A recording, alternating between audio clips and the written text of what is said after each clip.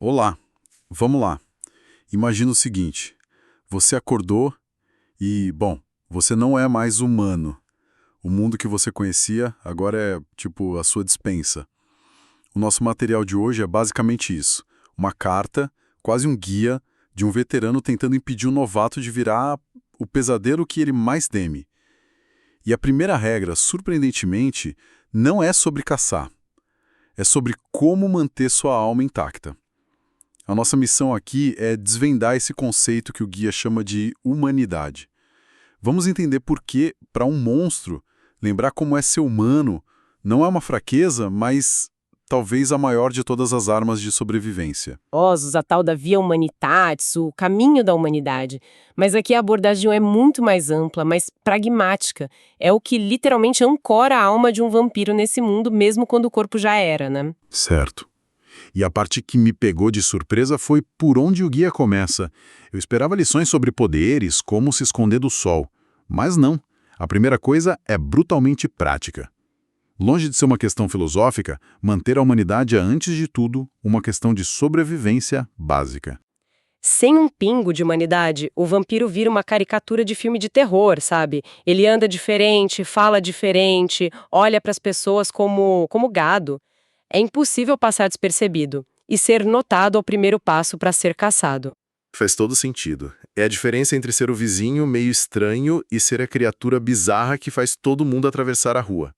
E a segunda utilidade que o guia aponta é a sedução, certo? A capacidade de se conectar com os mortais. Exatamente. E sedução aqui não é só no sentido romântico, né? É a habilidade de gerar confiança, de manipular, de convencer alguém a te seguir para um beco escuro ou te deixar entrar em casa. Sem conseguir emular emoções humanas, parecer confiável, a alimentação vira um ato de violência bruta, o que é barulhento, sujo e, claro, atrai muita atenção. Nossa, e o terceiro ponto me surpreendeu ainda mais. Eu imaginava eles como um bando de lobos solitários, mas a fonte diz que eles precisam da humanidade para lidar uns com os outros. Eles precisam de diplomacia. Precisam, e muito. Pensa na sociedade deles como uma guerra fria com presas. Um vampiro que age como um animal raivoso, totalmente irracional, é uma ameaça para a segurança de todo mundo. Ninguém quer um vizinho imprevisível que pode acabar atraindo caçadores para o bairro, entende? Manter a humanidade é o que permite que eles negociem, formem alianças, confiem uns nos outros. Até certo ponto, claro. É a base da política deles. Caramba! E no meio dessa tragédia gótica toda, o guia para e pergunta: aliás, como você paga seu cartão de crédito? É o choque de realidade fantástico. Ele questiona como os vampiros têm apartamentos, carros, roupas. E a resposta não é que todos são supervilões com fortunas ancestrais. Precisa de uma renda, de um lugar seguro para passar o dia, e para isso você precisa interagir com o mundo mortal. Ter um emprego, talvez um negócio, ou no mínimo, saber como operar uma conta bancária sem levantar suspeitas. A fonte deixa isso muito claro. Perder a humanidade é perder a capacidade de manter essa infraestrutura. Peraí, então a mesma coisa que te impede de virar um monstro total é a que te obriga a manter um emprego e pagar aluguel. É uma âncora existencial que também serve para declarar imposto de renda. Isso é brilhante e terrivelmente mundano ao mesmo tempo. É o paradoxo central. A humanidade é a ferramenta que permite que eles usem a sociedade mortal como um terreno de caça e, ao mesmo tempo, como um lar. Perder isso é se tornar um pária completo, alienado não só da vida passada, mas da própria estrutura que te permite existir noite após noite. E se essa é a ferramenta para viver, o guia também é muito claro sobre o que acontece quando você a abandona. Aí a gente entra no abismo, na transformação em um monstro de verdade. Sim, o texto contrasta o caminho da humanidade com outras trilhas, outras filosofias, como as seguidas por grupos como o Sabá. Essas outras estradas prometem poder, prometem uma aceitação da sua natureza de predador. Elas te dizem, abrace a besta, pare de lutar. Parece libertador, né? Mas o guia avisa que o preço é a sua própria alma. E o preço é descrito de um jeito que, nossa, me deu calafrios. Não é só uma mudança de mentalidade, é a perda literal, absoluta, de tudo que te conectava à vida. Família, amigos, amores, hobbies. O guia é categórico. Só considere esse caminho quando estiver absolutamente pronto para abrir mão de tudo que tornou humano. É uma decisão sem volta. Mais fascinante é a descrição da perda sensorial, da perda emocional. Não é que você vira uma pessoa má, você vira oco, uma casca. O guia usa a palavra simulacro. O vampiro pode até saber os gestos de um abraço, as palavras de amor, mas vai ser uma atuação mecânica, uma imitação baseada em memórias desbotadas. Nossa, a descrição da perda dos sentidos é brutal. O sangue, que deveria ser a fonte de prazer, de poder, perde o sabor. Vira um xarope frio que se engole por pura necessidade. Um corpo quente que antes podia ser conforto ou paixão, vira só um cadáver para ser descartado. É o horror no estado mais puro. E vai além. O riso dos mortais, algo que podia trazer uma ponta de nostalgia, se transforma num ruído irritante. Sem sentido. É a desconexão total. O guia não economiza nas palavras. Ao perder a humanidade, o vampiro se torna um monstro irredimível, imperdoável. É o momento em que a alma, que a humanidade mantinha acesa, finalmente se apaga. É impressionante, né? Como uma fonte sobre um universo de fantasia, de RPG, nos leva a reflexões tão profundas sobre identidade, alma, sobre o que nos define. É um manual para um personagem, mas é também um espelho. Exato. E não é surpresa nenhuma quem se aprofunda em universos assim, tão ricos, tão complexos, geralmente é uma pessoa mais criativa, mais inteligente. Exige um envolvimento gigante com leitura, com o estudo de regras, com a imersão em histórias cheias de nuances. É verdade. Exige um tipo de mente que gosta de sistemas, de encontrar a melhor estratégia, uma dedicação quase de atleta para dominar um universo inteiro. E essa habilidade de focar, de se preparar intensamente, é algo que a gente vê em outras áreas de alto desempenho, não é? Totalmente.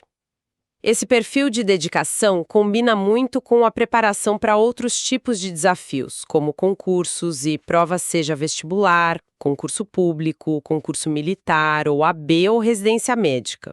Falando nisso, se a preparação é o seu desafio atual, anota esta dica. Se você é estudante e quer se preparar de verdade, entra agora em medicoub.com.br, baixa o app e aproveita o maior banco de questões do Brasil. Com o Medicoub, você tem acesso a todas as provas anteriores de todas as instituições, questões comentadas, resumos práticos, aulas completas e flashcards prontos para revisar onde quiser. E essa ideia de preparação é a chave para o que vem a seguir na nossa análise, porque o guia deixa muito, muito claro que abandonar a humanidade não é uma decisão impulsiva. É uma escolha para a qual um novato, um recém-criado, simplesmente não está preparado. Exato. A fonte insiste que só se deve considerar isso quando se está absolutamente pronto. Então vamos voltar a esse ponto. Se abandonar a humanidade ao inferno, qual é a recompensa por não fazer isso? Porque não é só para evitar o pior. Existe um paraíso nesse universo. Existe, ou pelo menos existe uma lenda sobre ele. É aqui que o guia introduz o conceito de Golconda. É apresentado como um estado quase mítico de iluminação, uma espécie de redenção para os amaldiçoados.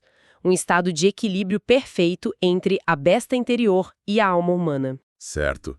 Tipo um nirvana para vampiros. Mas o que me deixou de queixo caído foi o caminho para chegar lá.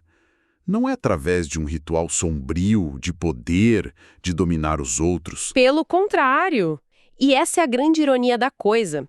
O caminho para Golconda é através da própria humanidade, mas levada a um extremo quase sobre-humano. É alcançado através de atos de compaixão, de respeito genuíno pelos outros, de se interessar de verdade por eles. A ideia é se tornar, paradoxalmente, mais humano que os próprios humanos. Mas isso parece quase impossível. Um predador noturno alcançando a santidade por ser bom com as pessoas? A fonte dá algum exemplo de alguém que chegou lá? Ou é só uma cenoura pendurada na frente deles para mantê-los na linha? É tratado mais como uma lenda, sabe? Um objetivo que poucos ou talvez ninguém jamais alcançaram. Mas a sua existência como ideal já é poderosa. Ela transforma a humanidade. Deixa de ser só um escudo passivo que te protege da besta e se torna uma busca ativa, um propósito. É a prova de que a alma pode não apenas sobreviver à maldição, mas talvez até florescer através dela. Espera um pouco. Aqui a análise dá uma virada de 180 graus. O narrador do guia, o vampiro experiente que está nos dando todos esses conselhos, ele revela que ele mesmo abandonou a humanidade. É isso mesmo? Exatamente. E é isso que torna o guia tão complexo e crível. Ele não está falando de um perigo teórico que ele leu num livro. Ele está descrevendo uma estrada que ele mesmo decidiu trilhar. Isso muda tudo. Muda completamente. Que credibilidade ele tem para dizer não faça isso se ele mesmo fez? Ele se arrepende? Aí é que está o ponto mais forte. Ele não se apresenta como arrependido. Ele deixa claro que foi uma escolha consciente, calculada, feita por necessidade absoluta. Ele usa uma frase impactante. Foi o que eu precisei para me salvar de mim mesmo. Isso sugere um conflito interno, uma escuridão tão profunda que a única saída que ele viu foi amputar essa parte de si. Então não foi uma queda, foi uma cirurgia. Ele se livrou da humanidade não por poder, mas para sobreviver a si mesmo. Isso é incrivelmente trágico e, ao mesmo tempo, faz o aviso dele ser ainda mais pesado. Exato. Ele não recomenda esse caminho para o novato, mas também não o condena por completo. Ele o apresenta como um tratamento radical, não como algo a ser buscado. E por isso, o conselho final dele para o recém-criado é tão direto, tão prático. Mantenha seus laços mortais. Visite sua família, ligue para seus amigos, vá ao seu antigo trabalho se puder. E ele é honesto sobre quão doloroso isso vai ser. Ele admite, essas coisas vão te machucar e vão machucá-los. Porque manter esses laços significa sentir a dor de vê-los envelhecer enquanto você não envelhece. De se sentir cada vez mais um estranho. Mas ele diz que essa dor humana é a prova de que a conexão ainda existe. É o termômetro da sua alma. Uhum. E o sinal de alerta final que ele dá é preciso e assustador. O momento de reconsiderar a humanidade, de talvez procurar um novo caminho como o dele, não é quando você sente dor, é quando a dor para. É o momento da indiferença total. Quando dormir num mausoléu ou no seu quarto de infância dá exatamente na mesma. Quando um esgoto ou uma cobertura de luxo se tornam apenas lugares. É nesse ponto, quando o apego ao que te fazia humano se desfaz por completo, que o guia diz que a linha já foi cruzada. É o silêncio da alma. Então, o que a gente tira de tudo isso? A humanidade, nesse universo, é uma trindade fascinante. É uma ferramenta prática de sobrevivência, é uma âncora espiritual para não se perder e é um caminho quase inalcançável para a redenção. E a perda dela não é um ganho de poder, como a gente poderia imaginar. É um esvaziamento. É se tornar um eco. No fundo, a fonte usa a metáfora do vampiro para fazer uma pergunta que serve para todos nós. O que nos mantém conectados à nossa empatia? O que nos impede de nos distanciarmos das outras pessoas, seja para ganhar poder, para sermos mais eficientes ou simplesmente para evitar a dor de se importar? É uma exploração sobre o perigo da apatia. E essa frase do guia, de que ele abandonou a humanidade para se salvar de si mesmo, fica ecoando, né? Ela sugere que, às vezes, o monstro que a gente mais teme não é o que nos tornamos, mas o que já éramos por dentro. E isso nos deixa com um pensamento final. Em que circunstâncias extremas abandonar a própria humanidade poderia ser visto não como uma queda, mas como um ato desesperado de